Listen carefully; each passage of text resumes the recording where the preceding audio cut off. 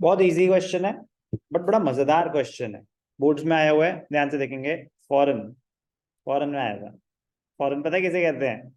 Outside Delhi. एक होता था दिल्ली बोर्ड, एक होता था ऑल इंडिया। फॉरेन को ये नहीं कि मतलब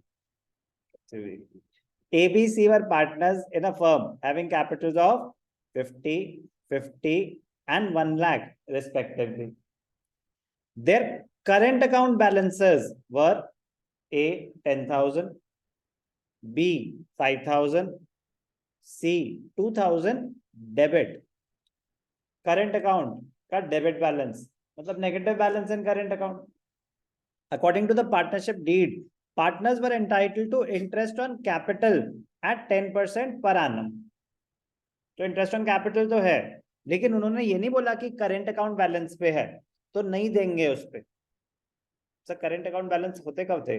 जब कैपिटल्स फिक्स्ड होती हैं। जब कैपिटल्स फिक्स्ड होती हैं तो दो सेपरेट अकाउंट बनते हैं, कैपिटल अकाउंट अलग, करंट अकाउंट अलग। करंट अकाउंट भी आपका बैलेंस ही है। नॉर्मल क्रेडिट बैलेंस होता है कि फर्म ने आपके पैसे देने हैं, लेकिन अगर सिर्फ इंटरेस्ट ऑन कैपिटल का रेट मेंशन्ड है तो करंट अकाउंट पे इंटरेस्ट नहीं मिलेगा। ध्यान रखना जब तक स्पेसिफाइड ना हो। C, being a working partner, was also entitled to a salary of 12,000 per annum. The profits were to be distributed. यही इसमें जो सबसे इंटरेस्टिंग पार्ट है ये है कि प्रॉफिट डिस्ट्रीब्यूशन में उन्होंने थोड़ी सी आपसे मेहनत करवाई। The first 20,000 in the proportion of their capitals. Proportion of their capitals मतलब 5:5:10। ये समझ आता है कि कैसे निकाला capital ratio? 50:50:100, which is 5:5:10, which can also be written as 1:1:2। तो ये समझ आता है ना? यह लिख के दिखाओगे कैसे कैलकुलेट हुआ? पक्का? क्लियर? क्लियर?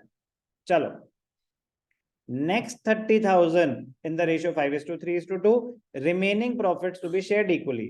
तो जो सबसे मजेदार पॉइंट है वो ये है, बहुत इजी बट डिफरेंट। तो एक बारी मैं करके दिखाना चाहूंगा, बाकी इजी है। The firm earned net profit of 1,72,000 before charging any of the above items. Prepare P&L appropriation account, ये तो पूरा बनाना है, and pass the necessary journal entry for appropriation of profits. Distribution of profits की journal entry पास करने के लिए बोल रहा है।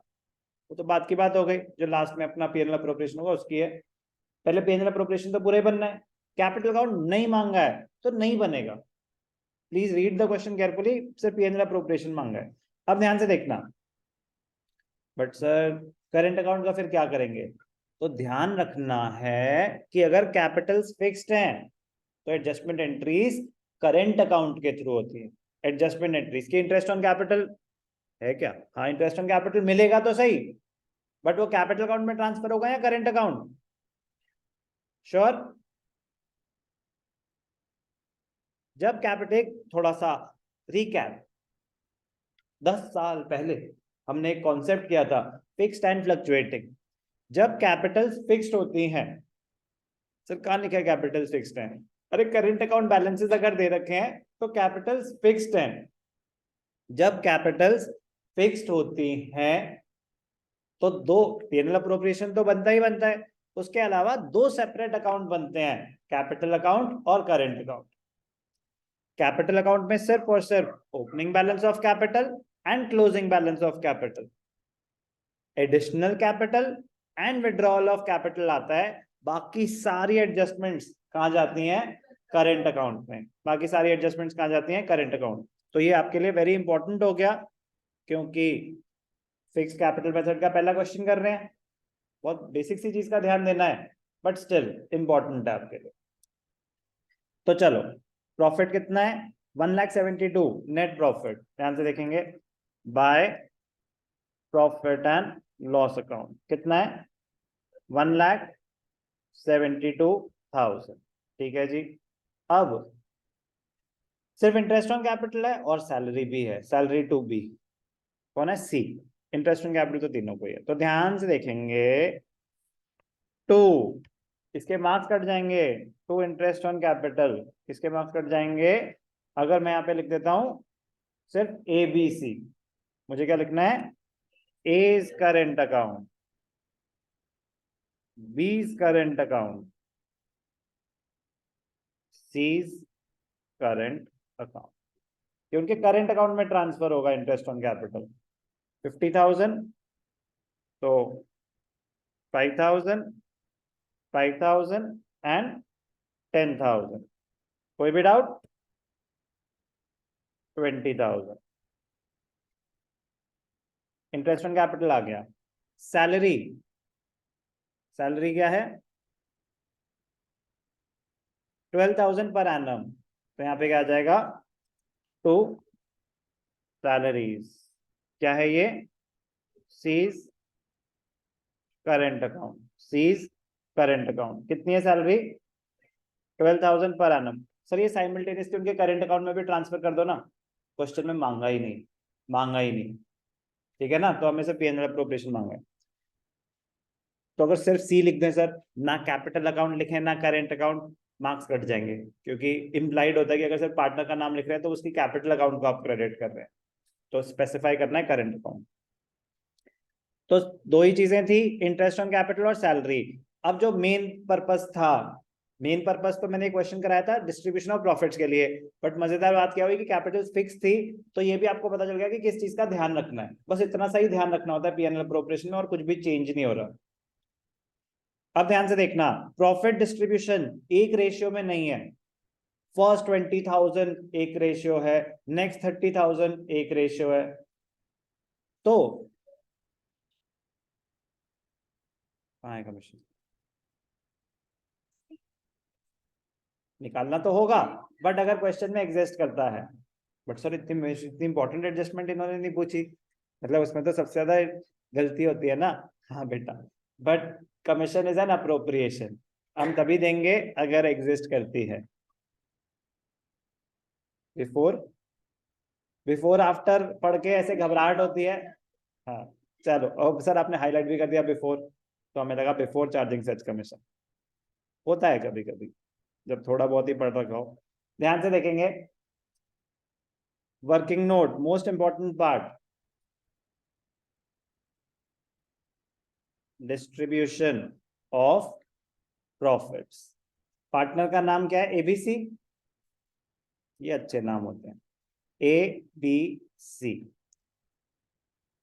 पहले तो आप कैलकुलेट करेंगे अपने डिविजिबल प्रॉफिट्स. आपके आए कितने, डिविजिबल प्रॉफिट्स कितने आ रहे हैं? क्रेडिट्स हैं 172 माइनस 32, 172 माइनस 32. डिविजिबल प्रॉफिट्स कितने आए? 1,40,000. फर्स्ट 20,000 किस रेशियो में? 1:1:2. 4 5 5 5,000 5,000. मत कर बेटा प्लीज मत कर, थोड़ा सा. 5,000 5,000 10,000. समझ आया? नेक्स्ट कितना? नेक्स्ट 30,000 5:3:2. नेक्स्ट 30,000 5:3:2. तो 10 3 5 3 जा 15 3 3 जा 9 3 2 जा 6. समझ आ रहा है क्या हो रहा है? बैलेंस, बैलेंस आपके पास प्रॉफिट्स थे कितने? 140. 140 में से कितने का दे दिया उन्होंने? 50,000 का हिसाब तो दे दिया. बाकी बोला equally, balance to be shared equally. तो 30,000 30,000 30,000 इसको टोटल कर देंगे तो 65 95. और ये 550 ले लिया मैंने, सॉरी वो 5,000 था ना, माय मिस्टेक. 45 और 5 उसको मैंने 50,000 ले लिया था, जो 5 है ना ऊपर. वो वैसे ही पता चल जाता क्योंकि जब टोटल प्रॉफिट ही 140 है, वही बटन है 20 30 50 39 44 36 46 80, 90, 140। तो ये यहाँ पे आ जाएगा to profit transfer to A is current, B is current, C is current। ये बहुत इंपॉर्टेंट है। Presentation, calculation of profits. तो ए का कितना था 50, बी का कितना था 46, 44 और दूसरे का 46। ठीक है,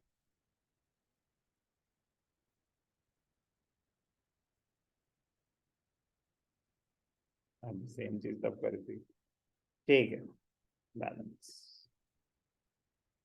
50, 44, 46। Very very important presentation point of view से। प्रेजेंटेशन पॉइंट ऑफ व्यू से तो हो सकता है आपने सही करा हो, बट अगर प्रेजेंटेशन ये नहीं है तो मार्क्स कट सकते हैं, तो ध्यान देंगे।